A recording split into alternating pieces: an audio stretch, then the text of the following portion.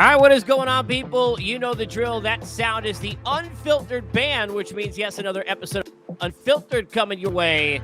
Here and now, it's an Unfiltered Live MLB Hot Stove edition here on a Wednesday afternoon. If you're watching us live on Twitter at Casey Stern, you can get into the bio and jump in and get on the YouTube channel and watch us there, or it believes BLEAV. Of course, welcome equal opportunists we are to those of you who are listening Apple, Spotify, everywhere you get your podcasts, which this is always available, even if live to tape, if you will. Either way, you'll get it and have it. This now 128 episodes deep into Unfiltered, and thank you, Unfiltered Band, for being with us. A number of ways to get on board when we are live. You could jump into the chat and chat along with me by just clicking open that board on Twitter and getting in there and giving your comments. You also could do so on YouTube, whether it be my channel or it believes, wherever you're watching. Wanted to hop on live today because it's been a busy 24 hours, and the hot stove season is already kind of, gearing up in full force. And that's the fun part about baseball, is there really is no downtime.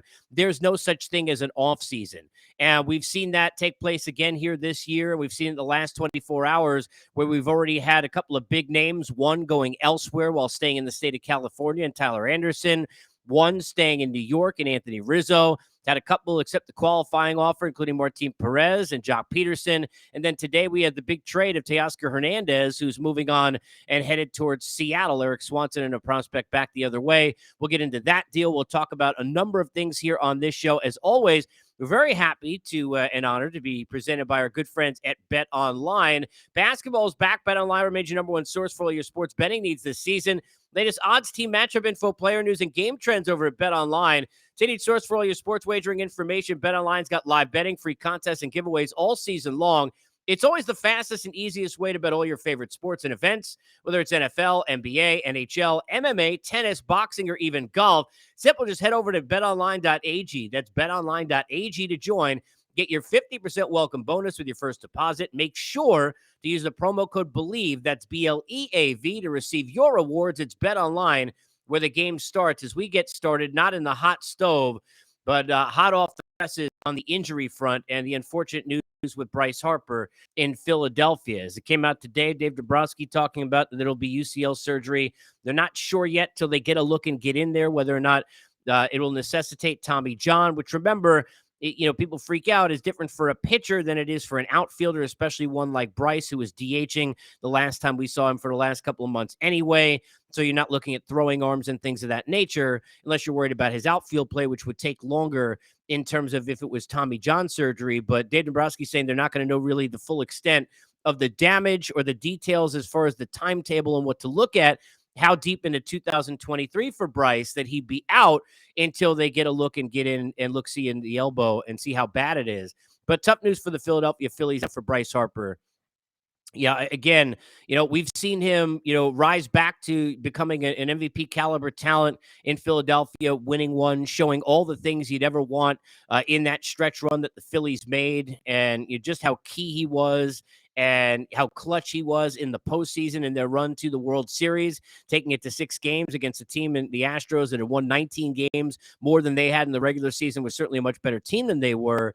And, the Phillies, to me, are interesting heading into the offseason anyway, because Dave Dombrowski doesn't come in and, look, John Middleton, clearly the owner is making sure Dave Dombrowski understands you're going to have the availability in terms of finances to do what needs to get done here, because Dave Dombrowski doesn't come in sitting there trying to build franchises and worry about prospects. If you ever wanted a guy whose prospects are cool, parades are cooler, forget about me. Dave Dombrowski, and certainly with way better hair, should be the guy who's promoting that, because that's what he's all about. So you knew they were going to be aggressive. And I've said this before, and I said it on Twitter this morning, I'll say it again.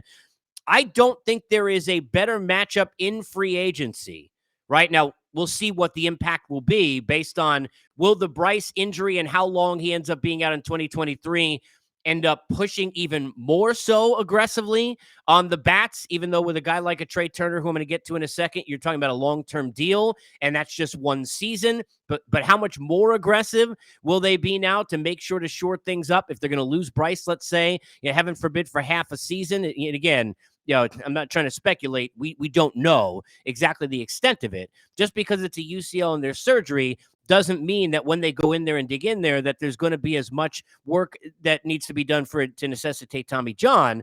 But if it is, and we're looking at a situation where you got Bryce missing a significant amount of time, certainly, spring training into some portion of the season, how much more aggressive will the Phillies be in what to me is a matchup that is it's A1. I mean, it is, if you're sitting there, and we're not talking about steak sauce, if you're looking at the Chuck Woolery love connection of where you are in free agency in this class, I don't think there is a better matchup if you take away going back to DeGrom, going back to New York, Verlander, let's say, going back to Houston, right? Already seen Anthony Rizzo, who certainly was a great fit back to New York for what he does on and off the field, which we'll get to here in a couple of minutes. If you take kind of like the new matches and where you stack them up power rankings, I've said, at least in my own opinion, I don't think there's a better match in the entire free agent class, any position or on the mound, than Trey Turner in Philadelphia for a host of reasons for what he could do for that team. And for them to not rest on the laurels on a season where they still were just, mid to high 80s in wins, they kind of had to sneak in, and we're lucky that the Brewers faltered and allowed them to help them do so and take nothing away from their run. But this wasn't, the Mets, for example, in that division, who had a ton of failures down the stretch, and congrats to Buck Showalter, Manager of the Year, rightfully deserved. But they won 101 games. The Phillies didn't have that kind of a season. So if you're trying to, get back to where they were, they got to be way better than they were a year ago. And Trey Turner, to me, is a great fit. But now there's got to be a question as to what kind of impact is this going to have? And do they have to wait to find out in some ways the extent of what this is going to be with the surgery coming up next Wednesday here for Bryce the day before Thanksgiving? All the best, obviously, to Bryce Harper, who's a guy who's great for this league and the sport, and most importantly right now for that city of Philadelphia and that Phillies organization. The organization in Toronto had a lot of expectations heading into this season. And a lot of what happened to Toronto during the year in terms of, talking to people in that city a lot during the season, folks, there was a lot of disappointment. People say, even before Bichette got red hot, people getting on him. He's 24 years old. People getting on a Vlad Guerrero Jr. Why isn't he putting up an MVP season? Even though, by the way, he just won a Gold Glove, and congratulations at first base, a place where people said he couldn't play any positions defensively. They had a Manoah scenario where he developed into one of the better front-end young arms in the league, despite the fact, obviously, not having that great performance that he'd be looking for in the postseason. The team had a good year, despite the fact that they didn't have the performance they want in the postseason, and blew a lead. And certainly, we understand that when you take a look at where the Jays are and you look at their scenario, this is a team that the folks that are in Toronto that look at it say, hey, look, we spent a lot of money. The ownership had certainly high aspirations. You don't fire a Charlie Montoyo when you're in a wild card position at the time, and bring in John Schneider if you're not sitting there and saying that's not good enough, right? A la where the Phillies were with Joe Girardi, although they were way worse. And for Toronto, they got to get better. Now, where do they got to get better? Starting pitching's got to be deeper. They got to move Springer out of center field and push him over. The Teoscar deal allows them to start doing that. Now, it's not so easy whether or not they look through trade, and they've got some extra catching. You could look to places like St. Louis, for example, and among others, and try and go get your young outfielder that way and get somebody cost effective and use prospects or use, strength in your system behind the plate to do that. There's also the scenario where they can go into free agency and go after the likes of a Brandon Nimmo, who's still available, certainly. And, for the Mets, I think one of the things you like about the Seattle deal is it would seem to say that J-Rod stays in center and then, Teoscar sitting out there in a corner. And if that's the case, then that would be, maybe a spot that's off the board for Nimmo. And I said this before the season, if you're looking at Brandon Nimmo and you're trying to power rank where he ends up, I think with the desire for him to be a Met, number one would have been going back to the Mets, even with Scott as his agent, even if it's for a higher money, even if there's a bidding war, that would be, I think that's where he wants to go. He's been way, way more forthright than Jacob deGrom has been through all these months about his desire to be in New York and play for that team.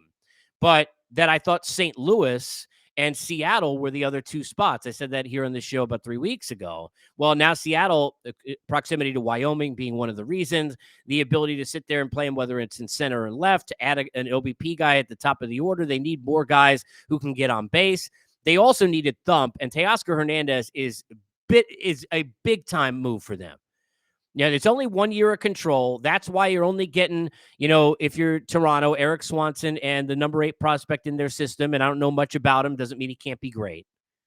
But you're not getting more of a net gain in that deal coming your way because it's only 1 year at 14 whatever million dollars. So now how do the Jays on their end use that money is something to watch. And then on the Seattle side, to me, it puts them a year out with another bat in the order. I don't think I need to tell anybody who doesn't figure this out, but Shohei Ohtani sitting there as a free agent in a year. I don't know how many teams you'd look at that actually would fit into the mix for a guy who wanted to be on the West Coast anyway. And as a star, the only places you look at, to me, are Los Angeles with the Dodgers, Seattle with the Mariners, and the 2 New York teams. I would be absolutely floored a year away if we don't see at the beginning of the 2024 season opening day. I'd take these 4 over the field that Ohtani's going to be opening day in a Dodger, Yankee, Met, or Mariner uniform. But that's the way I look at it. That simple. Take the other 26 and put them on the other side and bet on the 4 because that's where he's going to be. So Seattle going to be in that mix for sure, right? So, this for a year helps them, and they're thinking about long-term. What the Mariners have built in that rotation with all that youth, and what they built now with Julio Rodriguez, and they were in on trying to get Juan Soto, who, by the way, may turn around, be available now 2 years from now, and still be a factor for them. But they're trying to build a team that can be a consistent winner, because to get to where Houston is, you got to get to where their organization is. And that organization, regardless of by hook or by crook or, by doing things crooks do in the cheating, regardless of what had happened in the past, the Astros 6 consecutive years in an LCS, they're at the top of this division, and you got to go chase them down. You want to get to that level, you're going to have to win consistently every year. Teoscar Hernandez is not a long-term play, but in the short term, that's going to really significantly help the middle of that order. We know that Winker is going to be on the move. It'll be interesting to see what happens with him. We've heard about, Flexen, Marco Gonzalez, and others being available because those front-end arms, when you look at the Gilberts and the Kirbys, and certainly still got Robbie Ray, they've got a lot of names that are in the front there. But Seattle is an interesting team. They are not resting on laurels. They're not sitting there saying, oh, well, thankfully we got in. And I talked about this yesterday in episode 126 with Mark Feinsand. And if you missed it, go back and get it, Apple, Spotify, everywhere you get your podcasts, or on YouTube. And I was talking to him about this. There is, I said pressure, and, look, he's probably right. He said not pressure, but desire, maybe a little bit of both, right? Maybe both right on that.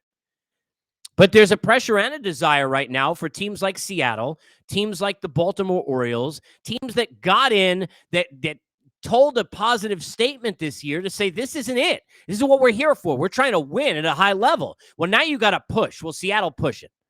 That's a great move for them, getting Toescar Hernandez. This is a dude who can hit 25 homers for you. He's going to drive in some runs. He's going to have some big moments. He gives them some thump and some protection for Julio there in that lineup, and I love the move. I do. On the other side for Toronto, look, this is what happens in an offseason. Offseason is puzzle making. It's chess play. It's not one move with a pawn, not one move with your rook. It's then that 3 moves down the row. Well, what are they going to do in my division? Then what am I going to do? And then where's this guy going to go? So if they go now use that money that they just saved and they put it into a starting pitcher, which they need, whether it's they bring back a stripling or they go elsewhere and aim higher. And certainly when you kind of don't know what you're getting out of Barrios, you want, but behind your big top 2, another guy in there, and look at the money that they just saved, $13-14 million. Look at the cost to play Tyler Anderson making $13 million a year, right? As an example, in that second tier of pitchers. But if they were to aim higher and get greedy and go after Carlos Rodon, it's still going to help them in terms of some of the money that they save. But now they have a situation where you've got that open spot to move Springer and get him over there in the corner outfield. And now what are you going to do in center? They've got some decisions to make. But Swanson going to help their bullpen. Had a good year last year. He's a guy who, as long as he builds off of that at a sub-2 ERA, could be a good arm for them. The prospect, we'll wait and see, as you know my thoughts on prospects. So that's Toronto. Teoscar, you want to jump in, chat live, or get to me on Twitter? You can get in at Casey Stern and give your thoughts, whether it's live here, which I can react to as we're on the air, or if not, obviously I can do it delayed anytime that you want at Casey Stern or in the DMs or on the YouTube channel as well. But that's Teoscar right there. Let's go to Tyler Anderson. 3 years, $39 million. Look, this is The Angels, I've been on the Angels for I don't even know how many years, for like a team that forgot that you need pitching. I talked about just a couple of days ago, for different reasons in one of the recent pods that I did, the situation they went through with Garrett Cole, where they didn't want to give Garrett Cole the extra years. They were willing to go 7, or maybe it was 8, but they weren't willing to go 9. And then they got into a spot where there was nobody else available that they felt could give them some real impact at the front of their rotation. They weren't able or didn't want to, with the Adeles of the world and others, to pull off a trade to try and do it. So they went and got Tony Two Bags, Anthony Rendon, who I love, but they paid him all this money and he can't pitch. So it doesn't help them. And they've made, going back to the prior years, and we're talking about, the interesting thing about the Angels is the one constant, Artie Moreno, through all this, right? And I go back to, and I've talked about this for many, many years when I was on Sirius XM, talked about this ad nauseum every single season. You go back to pre-Josh Hamilton, post-Josh Hamilton, something happened after Josh Hamilton with Artie Moreno. Because I remember going there in spring training, and our Angel fans remember what year this is. I don't. I could tell you the particulars, though, for sure, because I remember them. I remember being on our spring training tour, and ironically, we talk about full circle in different ways. The guy who's been on this show, and a friend of mine, Jody Mack, was in at the time, filling in for me in the afternoons, and I was on as a guest of Inside Pitch on the road. I remember it vividly. And I remember sitting there. The Angels had just won the division. I said the Angels were going to be a 4th place team. And I can't remember who he was with, but both of the guys thought I was nuts. They thought maybe I didn't get enough sleep or was out at the bars in Scottsdale too much the night before, which I might have been, but I wasn't crazy. Because I'm walking in and I'm looking at the team, and I'm like, they're making depth moves instead of money moves. You got the pocket, and they're not spending, they're not digging in, because they got gun shy and trigger shy because of what happened with the Josh Hamilton situation with that $75 million. Now, look, it's a lot of money, but if you're Artie Moreno, I mean, like, to some of us, that's like losing $20. I mean, that's a lot. It's a lot of money, but not to that guy. He got money. Are you kidding me? But it was Daniel Nava and Craig Gentry who were in left field instead of Cespedes and Upton and other guys. Look, some of these didn't work out, but some of the guys who that year were free agents and available, who they could have gotten to go add some thumping, they were making those kind of decisions. Remember, after they won 98 games, one of the first moves the Angels made, which is just obscene. You want to talk about, you make winning decisions. You want to go to the opposite of winning decisions. You want to talk about losing decisions, right? You want to go to losing decisions. Well, how about the fact that they win 98 games. The Angels, like Howie Kendrick, was gone within like 2 weeks to the Marlins, remember? And then David Freese, they were like, no, we don't want him back. And he ends up having amazing success and a couple of runs for that other team that's in really Los Angeles, not down the 5 freeway and all the traffic. They made losing decisions. But on the pitching side, the Angels have always made losing decisions with all these different GMs, with the one common denominator being Artie Moreno. I give you Trevor Cahill. I give you $9 million a year for Julio Teheran. I give you 20, was it, for 2 years or something like that for Matt Harvey. This isn't that. I like this move with Anderson. I do. Now, look, Tyler Anderson, a pitch-to-contact guy who reworked things with that changeup, and it was able to find that different gear. He'll be thankful for the Dodgers for that for the rest of time, because he went from a guy who at one time was like, not even a rotation dude in this league, certainly not for a winner, and now he's being brought on for a 3-year deal to a team that needs pitching behind Ohtani in that rotation. But for the Angels, to get Anderson, what I love about it is the term and the money. I mean, look, we're talking about a mid-30s guy, but he doesn't pitch with high velocity. He doesn't have the kind of mechanics where you're worried. There's not volatility to him. And he got 3 years at $39 million. That's not a lot of money in this marketplace, people. You go back a few years ago and you're seeing deals for guys that are like 3 at 39. I remember, I don't know why this name's popping, like the Kyle Loesch and John Neese. There are guys years ago getting that kind of money on these kind of terms, not coming off years like Tyler Anderson did. And by the way, in the postseason, even though I'm sitting there like everybody else saying, I don't know how this plays in October. You can't be pitch to contact, dude. He had 86 pitches. Yeah, he said he could have gone 5 more innings. That's a little ridiculous, but either 86 pitches and was great. They're not the reason they went home. This is a good move for the Angels. This is not overpaying for a guy that they're gambling on to now go to them and resurge, right? They're paying a guy who just had a resurgence. There's believability in terms of why, that it's not luck and the way he's changed, especially with that changeup, right? And they're bringing in a guy that you feel like is going to give you innings, is going to give you some stability. The one thing the Angels have not had in their rotation or in the back end of the bullpen for years, certainly not both people, is stability. The Angels are the opposite. They're as unstable as they're George Costanza level unstable in their pitching rotation. and in their bullpen over the years. I like this move for the stability. I like this move for the money they paid, which was not exorbitant. I think they did a good job here in Tyler Anderson going back and now staying in L.A., down the 5 freeway, going 3 for 39 to the Angels. I'm pitching. Jay gets in here on the chat and says DeGrom and Verlander to the Mets. I don't think both is going to happen. I can pretty much guarantee you that both isn't going to happen because it's not going to make sense for both to happen. Now, I will say that one of the interesting things, and I talked about this, and you could jump on board in the free agent carousel, which I did for years over at XM, kind of hitting all the different positions. I've been doing it here. We've already done shortstop, and I did a starting pitching episode, which you can get Apple, Spotify, podcasts, or on my YouTube, which if you're watching here on Twitter, just go into the bio and click on the channel, and you'll be able to see it there as well if you want to watch it. But I did it yesterday talking about all the starting pitchers are available, and I said this, and I'll go, Jay, for your purposes for the chat, and the question back into it here for a minute. The Mets are in a situation with Jacob deGrom that is as simple to me as follows. They will be willing to give Jacob deGrom that high AAV he wants to break the record that they set with Scherzer for 3 years, in my opinion. Jacob deGrom is going to want more than that. Guys who are at his level want more. They don't sign 3-year deals. No offense, Tyler Anderson, right? They just don't. Doesn't matter the age. Doesn't matter the insecurity that you're related to, what the injury-prone nature, and all that's real, and all of it should be there. I mean, it's real, and it's not spectacular, to go back to Seinfeld, okay?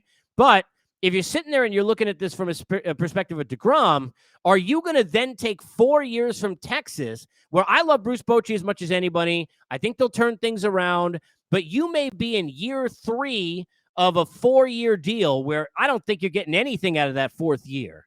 And then finally getting a chance to be in the playoffs where you're in New York with Max Scherzer. They're going to rebuild some of the pieces and the holes. They've already brought back Diaz. Things could get better, certainly. You didn't have Marte healthy at the end of the year. You're going to have the development of Alvarez to watch. Obviously, Steve Cohen's going to be greedy and certainly should be with the money that he's playing out there within the market. Do you want to give that all up for that 4th year? Now, it's a lot of money. I mean, granted, we're talking about probably for deGrom, $45 million. So I get it. But how does that play out? And if you're the Mets on the other side, the pride-stricken aspect of it is we don't want to give deGrom a 4th year. We don't think he's going to net anything in the 4th year, and he probably won't. But did anybody think Scherzer would net anything in the last year he got? Anybody think Garrett Cole's netting anything in years 8 or 9 of the deal that he got? I mean, ironically, I always say this, but one of the only deals where it's like, wow, it was long-term and you got best at the end of that. You got at the beginning was the Mussina deal for 7 years, in which not just wins, but he did win 20 games, I think, in the 7th year of that contract. That doesn't happen with longer-term deals. Now, when you're looking at the age of a guy like deGrom, you're not wanting to give out 4 years. But if you're the Mets, you don't want to give years 4 or 5 to Diaz. I love Edwin Diaz. They needed to bring him back. It had to get done. That's $20 million a pop in year 4 and 5. There are closers not going to earn $20 million a pop in their performance in years 1 and 2 of that deal. Now, you figure Diaz probably will, as long as there's not an injury or something that gets in the way. And, that is que sera, right? Who knows? But in year 4 and 5, you're not getting jack in that deal. And you know that, but you do it anyway. So if that's the process and you're saying, hey, we got a Scherzer who's aging, we really got to push forward in these 3 years, right? Diaz, we'll worry about 4 and 5 later. Got to push in these 3 years. Then maybe you give deGrom the 4th year and you say we got to push in those 3 years. Now, yeah, that means 4 years from now you got terrible contracts. You may be a bad team. But if you win a World Series in the next 3, as a fan, do you care? You may not. You may not. And then the money you make when you continually get to the playoffs then continues to, expound and exponentially get better, that you can then put back into your system and into your free agency and your finances. So, look, they got a choice to make. As far as the Verlander situation, clearly if he does not go back to Houston, look, who knows? But I would say this, as strongly as you could feel about something, Verlander's going to play in Houston, he's going to play for the Dodgers, or he's going to play for the Mets, and that's it. He's most likely going to play for Houston. He's most likely going to run it back. He's most likely, if they give him the 2 years and the 85 or whatever the AAV that he's looking for, going to do that. But now you've got a deGrom scenario. Now, at 40 years old, it would be crazy to give Verlander a 3-year deal. But is there a team that gives a 3-year deal, like a Texas or somebody on the outskirts, the Cubs, whoever, right? And I'm just throwing names out there, outskirts of where we just were, right? The Red Sox, who knows? Is there going to be a team that's going to do that? for Justin Verlander, is it, I hate to say, is it that important? It's $45 million, right? It's a lot of money, but how important is that? Because the Astros aren't going to give him a 3-year offer. They're not going to feel like they have to. Dude, you're walking right back in. We're going to give you the AAV you want. I'm sure they will. And offer him a 2 for 80, 2 for 85 kind of a deal, which I think is what you're looking at. Maybe you've got some incentives that are in there to make it more. Maybe you've got some option for a third based on if somehow he's way better in the second year. If he wins a Cy Young in the second, who knows what, right? Where hey, if it's that great, we'll take you at age 43 for whatever the money is. I mean, who knows? But he's going to get like a 2-year deal. The Mets aren't giving Verlander 3 years. They'll give him 2 at that money. Now, they may bump up the AAV to try and do it if they lose DeGrom, but the musical chairs of it, again, going back, and I'll show it again to Jay's question, the musical chairs of it is where all of that, Jay, becomes so interesting to watch in the starting pitching side. But we know this about Tyler Anderson, 3 years, 39 to the Angels. It's hard saying Los Angeles because I've lived in L.A., and that's not Los Angeles.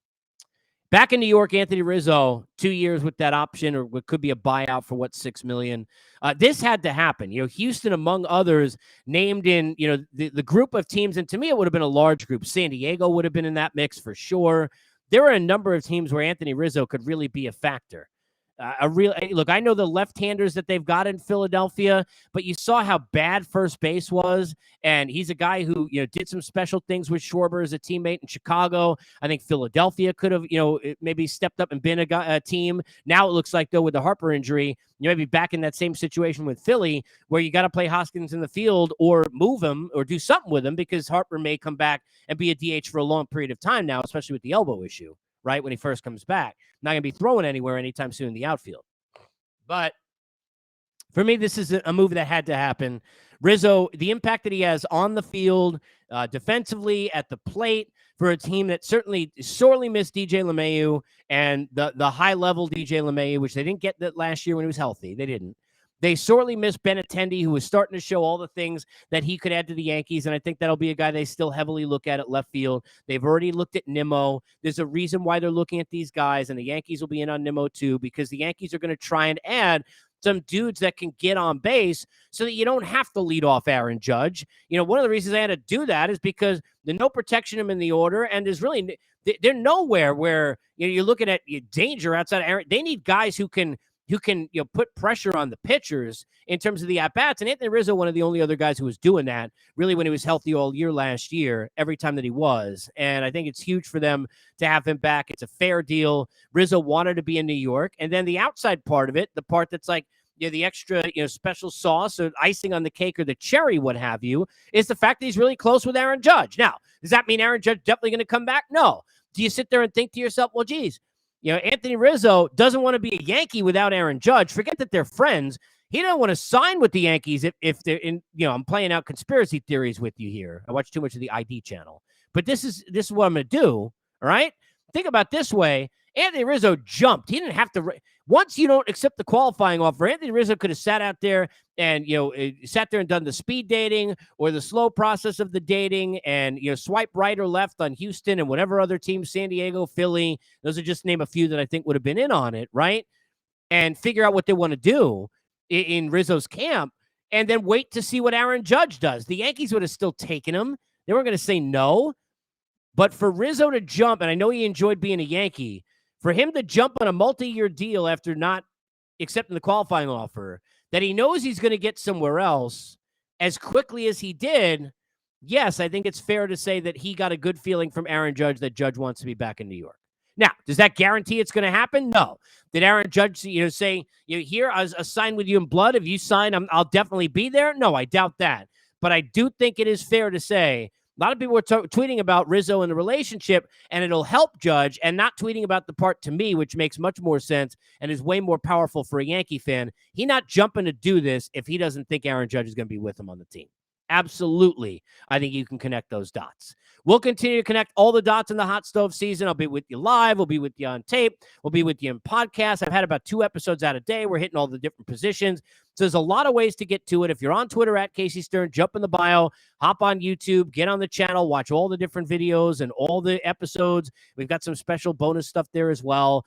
You can get into all the life pods. For those of you who know me and understand, what's important to me, very much to me, humans and mental health and all that stuff, way more so in family, more so than sports. I've done a Life Pod series now with 10 parts that pretty important to me and special. And there've been some great conversations with a lot of you who have watched that and sharing his stories. And I'm so appreciative of that. Please keep doing so. And you can get those not only on the YouTube channel, not only here at Twitter at Casey Stern, but also Apple, Spotify, and everywhere you get your podcasts, because we are Unfiltered, and as always, Unfiltered is presented by our good friends at BetOnline.